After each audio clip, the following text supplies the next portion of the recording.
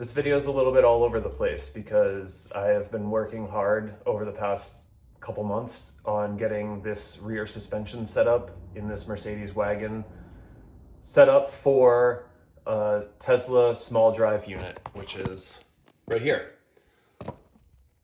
So I've recorded a whole bunch of various videos at different points along the way. It's a little scrambled, but if you want to see how I got everything to fit in this car, then keep watching this video, and I hope you enjoy the show.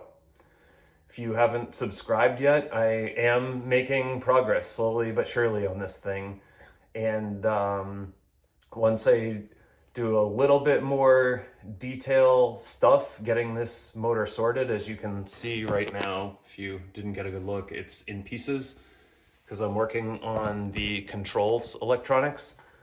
But once that's done and this motor goes back into the car, then I'm going to move to the front end because I'm making an all-wheel drive EV conversion. So feel free to subscribe if that's something you're into, and I hope you enjoy whatever the hell this is. All right, so I spent a bunch of time shaping this piece that says Tesla on it. This was a cutout from the battery pack. I think I recorded some video of that.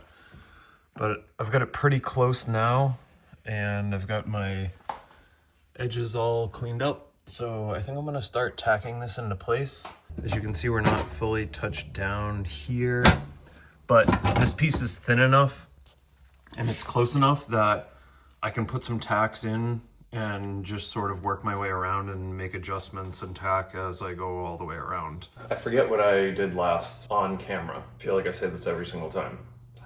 It's hard to keep track. I spend a lot of time just figuring and not recording, so when it comes around to actually doing something that would be exciting for you guys to watch, I don't remember what you saw last, which would have been like 3 seconds ago. So I'm like starting from scratch every time, but I've got materials for the mounting of the rear motor. Right here I've got some 2-inch square tubing. I also have some 1-inch Dawn tubing and some flat stock that I'm going to be using to make all the motor mounts. So the first things first is I'm gonna cut this tube to approximate length. It'll be too long, but then I will bring you guys underneath the car and show you how I'm gonna configure these mounts. So yeah, I gotta get my ears on because this is gonna be loud, but it'll look cool, so enjoy the show. I should probably have eyeballs too. This saw throws a lot of sparks.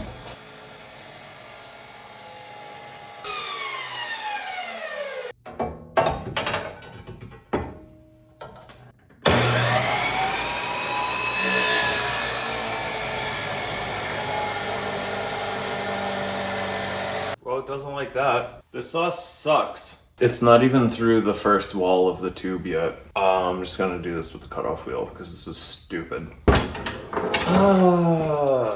Don't frickin' touch that, you guys. Anybody want a saw? Because this thing's for sale, apparently. I never used it to cut material quite this thick, but I've never had it suck even close to that much.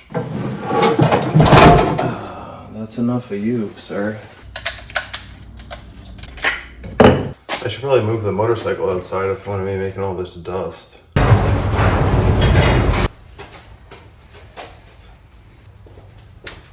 I don't know about you guys, but I frickin' hate the smell of cutoff wheel.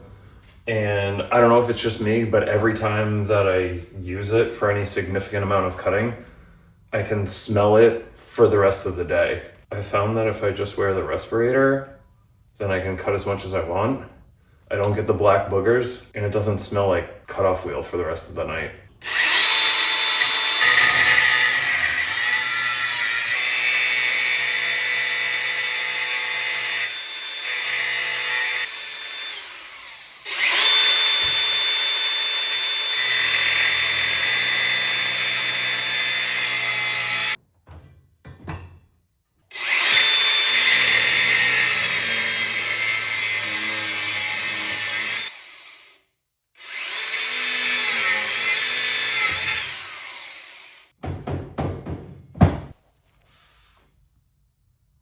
Still pretty hot. There's a mount right here on this Tesla motor. This was the rear mount when it was in the Tesla, but I have the motor in here backwards because that's the only way it will fit in this car. But I'm gonna use this as the front mount. You can see the motor's a little crooked right now, don't worry about that. I'm taking notes.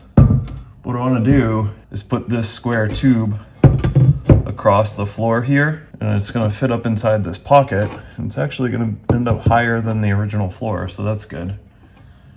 And then once I get this welded in, I can put a couple of mounting ears on the back side of the tube, and then I'll be able to through bolt through the mount and use that rubber isolator just like it was originally. So I just gotta trim off a little bit at a time until this fits. But I will not record all this because it's gonna be pretty boring. I will pick it up once this piece fits into place how it's supposed to. But I figured you guys might wanna see how I'm doing what I'm doing when I'm doing the thing I'm doing. Know what I mean? You can't see a lot now because this block of wood's kind of blocking most of the view, but there's my square tube in there. I've got all the seam seal and paint removed from the car. And you're gonna say, well, hold on a second, you haven't removed the mill scale from the tubing, so how are you gonna weld that? And my response to that is that I just realized now that it's perfectly located, I gotta take it back out. But I figured I'd give you guys a look. So I'm gonna let it down here in a minute. I'm gonna clean it up, get it back into this same exact position, and then I'm gonna tack it in place. Here's the familiar site, yeah?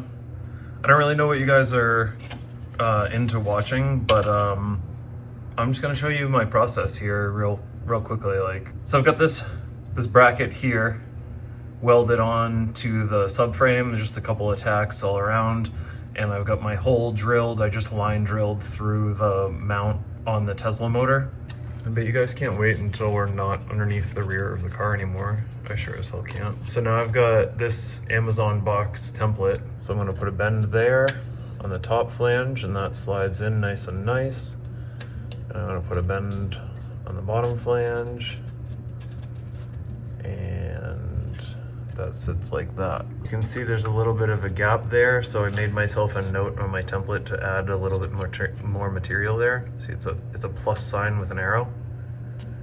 So when I transfer this to the steel, I'm not gonna cut that notch quite so deep. So I'm gonna transfer this dude onto steel. It'll get me close, and then I will do fine tuning adjustments once I have this piece in steel with the bends in it. So I don't know, do you guys want to see a time lapse of that? I'll try it. Let's see.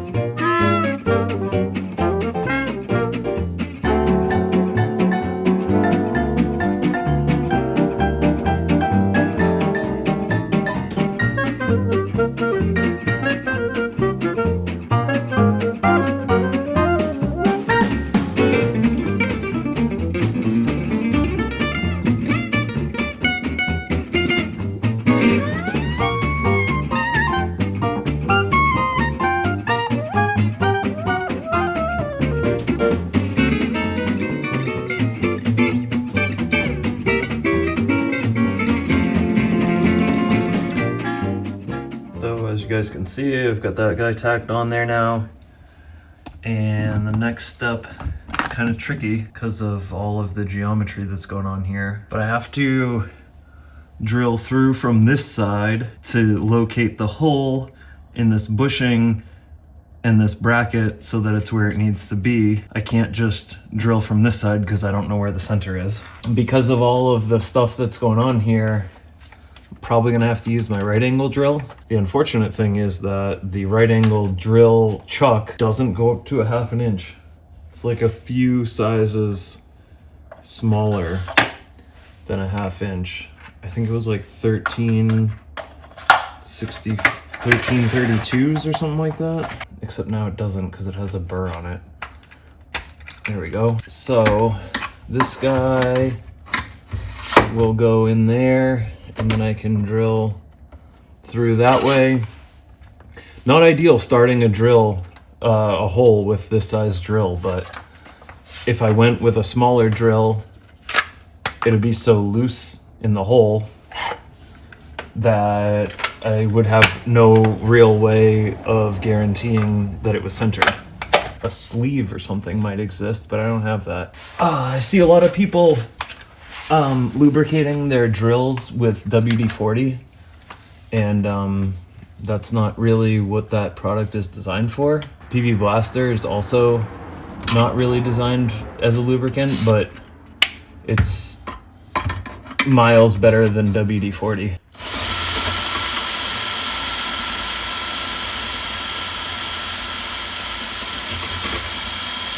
Now that I've got a decent start to the hole, it's a little counterintuitive, but I can step down drill size, something a little bit smaller that I'll have an easier time of getting through because I know where the center of the hole needs to be.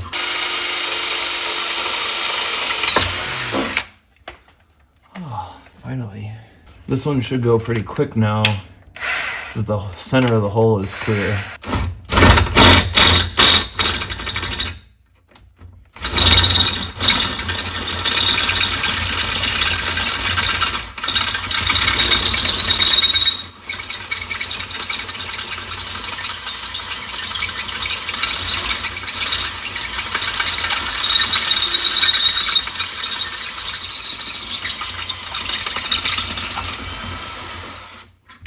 This drill goes up to 1/2 inch and is short enough for me to fit on the other drill, but let's see. Yeah, this one's might work. Not quite, a little bit bigger.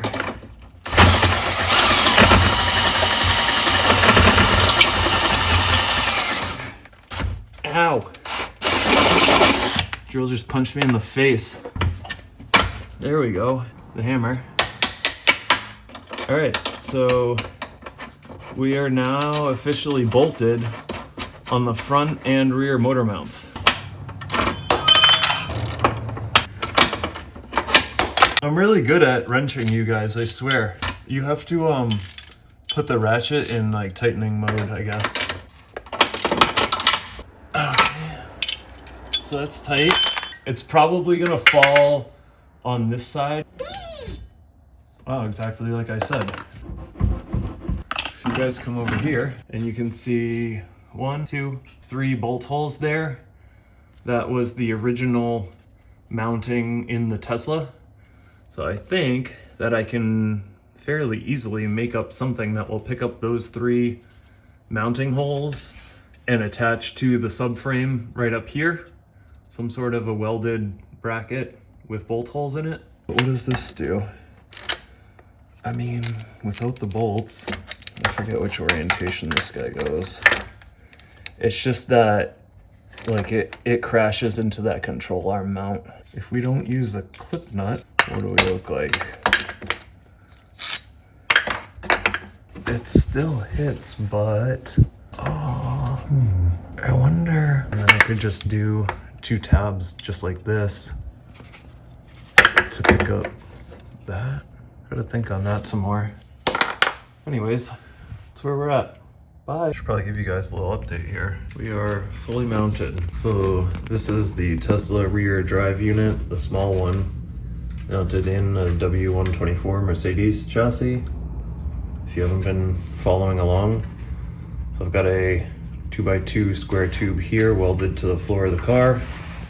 Just a couple of simple tabs to pick up the front motor mount there, which is the Tesla rear motor mount, but I've got this motor in backwards.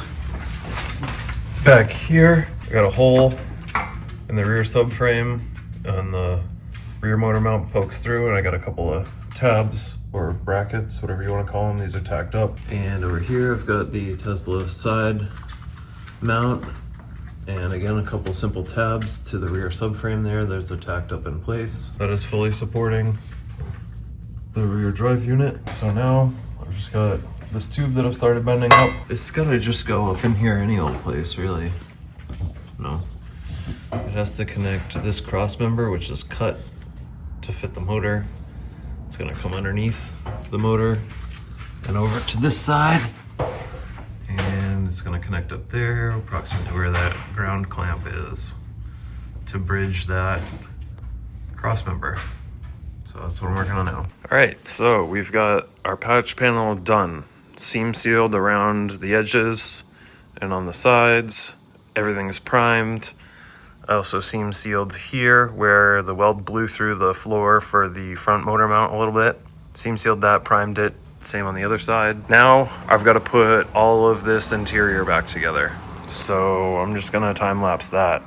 I do need to find a couple of fasteners, so bear with me while I do some digging for that stuff. So there you have it.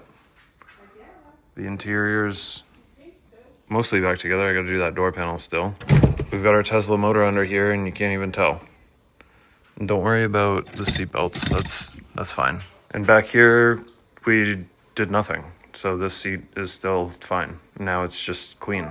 Motor's out, suspension's out, motor's tucked away over there, and the suspension is here. I just gotta weld these brackets that are only tacked, and these brackets for mounting the motor, and I'm gonna clean up some of this early welding that I did that was really bad. And I've also gotta fill in these two holes, so let's do that. Where did I leave off? Now I've just got to prep the subframe here. I've got all of the control arms removed, so this is basically just one piece. And it's got these bushings pressed in that are gonna need to be removed. I've got some on order. Scuff this up and get a good coat of rust preventing primer. One last thing that I need to do before paint goes on this subframe is I've got to finish up my support brace thingy. This is actually also going to need to get painted. But as you can see, oh, you can't see. So this cross member's got to bolt up to the subframe approximately like this. So I've just got to drill bolt holes, but I do need to tweak the angle of one of the ends slightly, so I'm gonna have to cut and re-weld it, but it shouldn't be a big deal.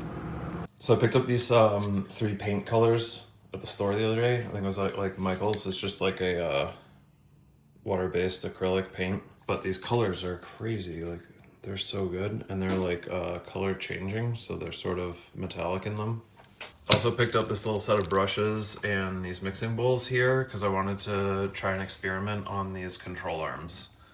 And look at how freaking good they came out. I just put like a coat of white base and then I splatter painted them and put a satin clear over the top of them.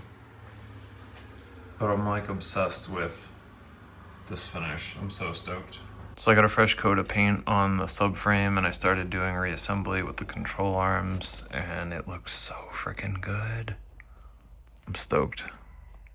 So I picked up a can of this Cavity Wax Plus from 3M. Stuff is not cheap, but since I've welded this seam here and a few on the back side, the paint on the inside of this subframe is most likely burned off, so I'm going to reapply this cavity wax here, There's also a couple places on the floor of the car that I need to put it. I have to do this now because I just received subframe bushings, so it's time to start putting this all back together. And once the bushings are in, I won't have access to this hole. There it is. I'm just gonna spray. There's one coat. I'm just gonna do two because I'm cheap and this stuff's expensive.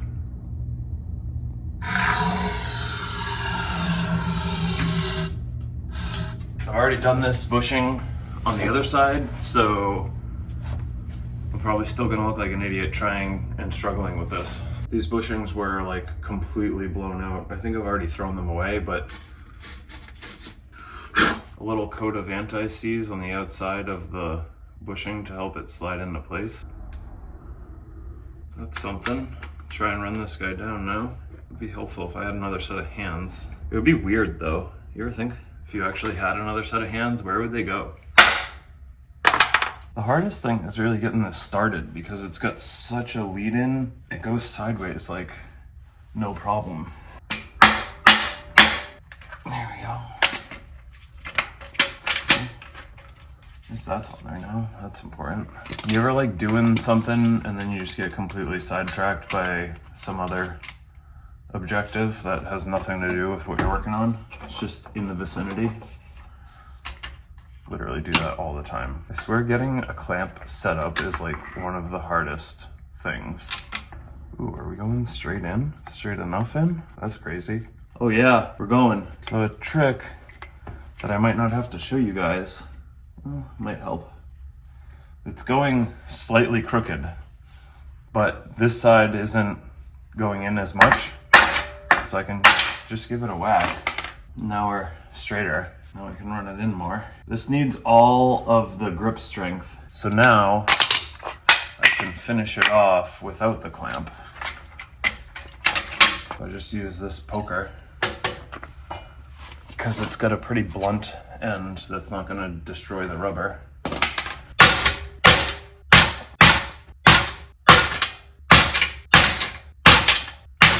There we go.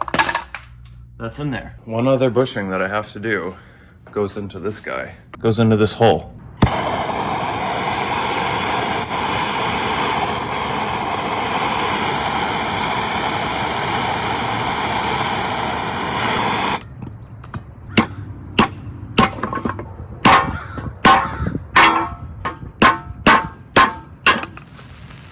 That's hot. Sorry, grass.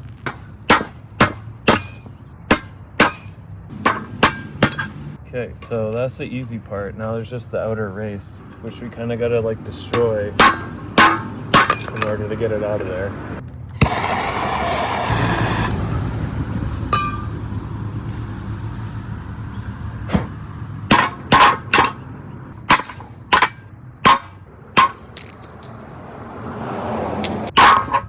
There we go. Woo! So that's out. I've got that bushing in the freezer right now. Trying to make it a little bit smaller. I'm gonna see if it'll slide in, but I doubt it. It's probably gonna take some heat and kind of running out of time. I don't know if this is gonna get done right now. Clean enough. My secret sauce here. Now, there is a special press for this, obviously. Naturally, it's Mercedes. Why wouldn't there be a special tool for it? But the trouble is that they're expensive. It's like $180. I'm not really trying to pay that for a press that I'll probably have to use twice. Once for this side, once for the other side.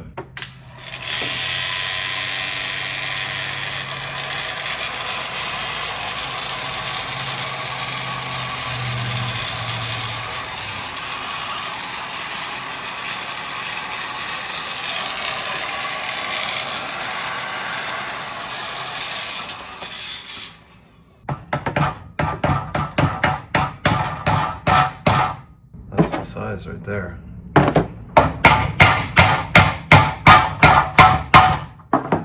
This is when that other set of hands would be handy. You know what I mean? And you guys give me a hand here. Never mind, it's cool, I got it. Just do it myself. Thanks for nothing. So a lot of times I can just get some compression on there, and then if you strike this, it'll kind of bump it in.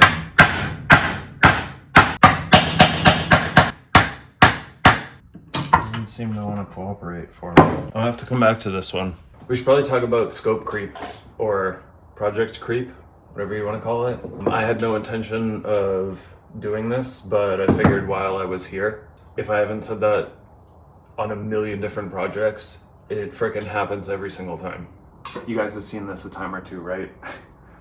I've had this thing in and out of the car so many times that at some point I realized this is ridiculous to lift all of this mass every single time, because it was just 5 bolts and the whole thing came off, and I could toss this aside and work with just this piece, which is much more manageable. This is pretty easy to maneuver around by myself, but with the suspension on there, it's tricky.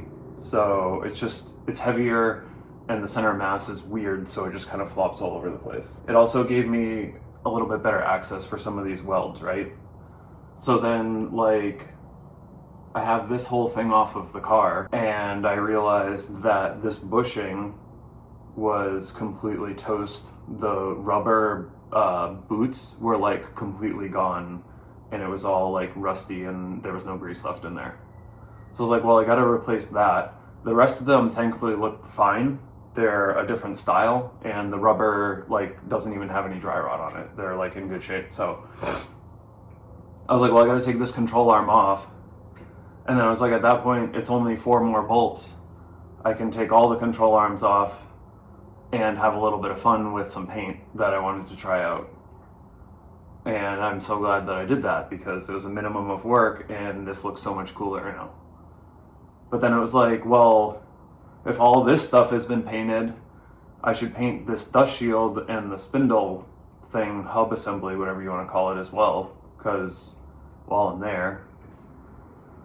And I also took the entire parking brake assembly off, because it had to come off to get the dust shield off to press this bushing in and out and in that order. So I was like, well, I'll clean all the brake components too, make sure everything looks good there. So now the brakes are not new, but they're clean. I got all the old dust and stuff out there, so they look halfway decent. They'll probably operate a little bit better, which was also like lubricate the parking brake cable. And you guys probably know about this phenomenon. And that's why I'm sitting here Scotch brighting this other set of control arms, so that I can paint them, so that I can reassemble them, so that I can put the subframe back in the car, so that I can put the motor in the car, so that I can start making axles to drive the rear wheels. I have to scuff these so that I can make rear axles for the car. That's what's happening here.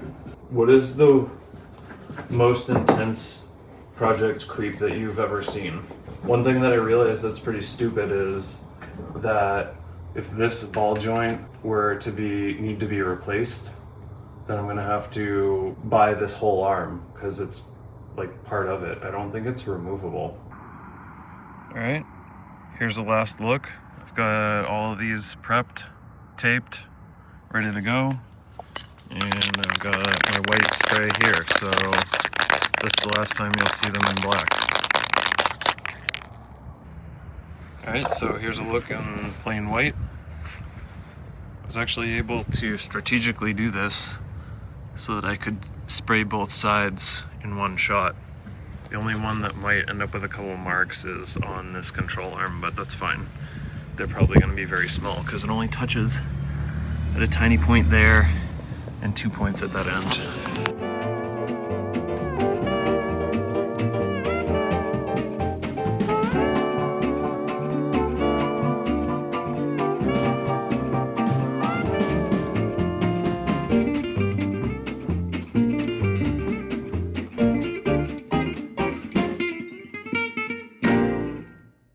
Probably the last look before this is in the car. Obviously, I still have to put the brake rotor and caliper on here, but the calipers hanging out there and over there. So those will get bolted up once this is in the car. Now I replaced that bushing for the subframe, that bushing for the subframe, and that bushing for the subframe. But this one, as you can see, is not there. So I ordered the rear bushings off of Rock Auto, and the picture showed two, and the description said it's left and right. So I bought one and only received one bushing. But good on Rock Auto, that place is great. They help me out all the time. They're not a sponsor of us, but I would accept the sponsorship from Rock Auto. That would be, so you guys gotta subscribe. They're sending me this bushing. It's in the mail now, free of charge. So I just realized that I need to paint underneath here. Yeah, I totally forgot. I was about to wheel the suspension underneath there, and that's when it hit me. So that's not what I'm going to show in this video. I guess I'm going to show painting the floor. I'm not even going to video this. This is stupid. I will pick up the camera again when I'm moving the suspension out of the car, like I said. In case this video ended a little too abruptly, I can't remember, then I'll put this video in, and here's where we're headed next. Got the front motor in the engine bay. Hardly, but it's there. So stay tuned for the next video or the one after that, or maybe 18 videos from now, I don't know. Someday we're gonna get this mounted in here and we're gonna drive the front wheels. Bye.